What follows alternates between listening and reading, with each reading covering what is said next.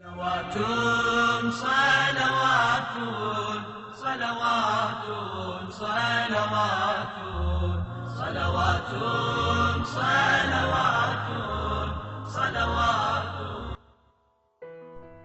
معاویہ کی موت کے بعد یزید نے مدینے کے حاکم کو ایک خط بھیجا کہ میں تجھے حکم دیتا ہوں کہ میری جانب سے فوراً امام حسین سے بیعت طلب کر، اور اگر انہوں نے بیعت دینے سے انکار کیا تو ان کا قتل کر دینا اور ان کے سر کو میرے پاس بھیجنا۔ حاکم مدینہ کو جب یہ خط ملا تو وہ بہت حیرت زدہ ہوا، کیونکہ جانتا تھا کہ حسین وہ نہیں ہے کہ یزید سے بیعت کرے، لیکن دوسری طرف سے کیسے ممکن تھا کہ یزید کے دیے ہوئے حکم کی نافرمانی کرے۔ اس لیے اس نے مروان سے مشورہ کیا اور دونوں اس نتیجے پر پہنچے کہ حسین کو دعوت دے اور ان سے یزید کی جانب سے بیعت طلب کرے۔ امام حسین کو جب یہ خبر ملی کہ یزید ان سے بیعت چاہتا ہے تو امام سمجھ گئے کہ معاویہ واصل جہنم ہو گئے اور بنی امیہ کے لوگ یزید کے لیے حضرت کی بیعت چاہتے ہیں۔ حضرت نے کچھ بنی ہاشموں سے چاہا کہ ان کے ساتھ مدینے کے حاکم کے گھر چلیں اور ان سے فرمایا کہ میں گھر میں جاؤں گا اور اگر تم میری آواز سننا تو تم بھی گھر میں داخل ہو جانا اور میرے جانی دشمنوں سے مجھے دور کرنا۔ حضرت گھر میں داخل ہوئے اور دیکھا کہ ولید اور مروان دونوں ایک طرف بیٹھے ہوئے۔ حضرت نے فرمایا نزدیکی دوری سے بہتر ہے، اور کتنا اچھا ہو کہ ہم صلح اور خیر کا دامن تھامے رہیں کہ خدا تمہارے درمیان صلح قرار دے۔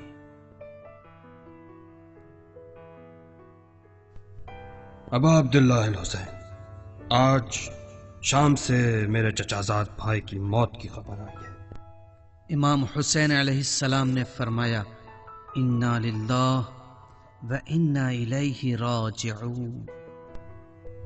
اور یہ وہ خط ہے جو یزید کی جانب سے آیا ہے اور تم سے بیعت کا مطالبہ کیا ہے۔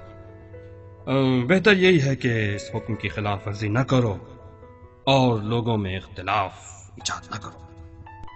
امام نے فرمایا مجھے یقین ہے کہ اکیلے میں میری بیعت یزید کے لیے فائدہ مند نہیں ہے، اور تم چاہتے ہو کہ میں علی الاعلان اور سب کے سامنے اس کی بیعت کروں۔ بالکل ایسا ہی ہے۔ امام حسین علیہ السلام نے فرمایا مجھے اجازت دو تاکہ کل تک اس بارے میں کچھ سوچوں، میں تمہارا جواب کل دوں گا۔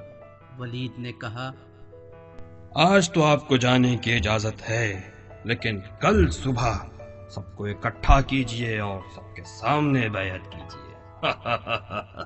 مروان نے اس بیچ کہا ولید، آج حسین کو اپنے ہاتھ سے جانے نہ دو، ورنہ یہ تمہارے چنگل میں آنے والے نہیں، مگر یہ کہ تمہارے بہت سے افراد مارے جائیں گے۔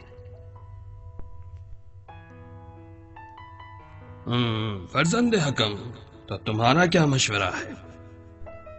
انہیں قید کر لو اور زبردستی ان سے بیعت لے لو، ورنہ گردن اڑا دو۔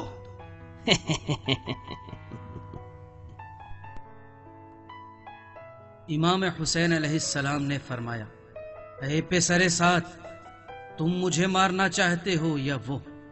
خدا کی قسم تم دونوں میں سے کوئی بھی مجھے قتل نہیں کر سکتا۔ بنی ہاشم کے لوگ جو گھر کے باہر جمع تھے امام کی بلند آواز سن کر اپنی تلواروں کو لے کر اندر داخل ہو گئے۔ مروان خوف کے مارے کچھ کہہ نہ سکا اور حضرت ولید کے گھر سے واپس لوٹ آئے، اور اس طرح سے امام حسین نے یزید اور مروان کے شیطانی منصوبوں کو لوگوں کے درمیان آشکار کیا۔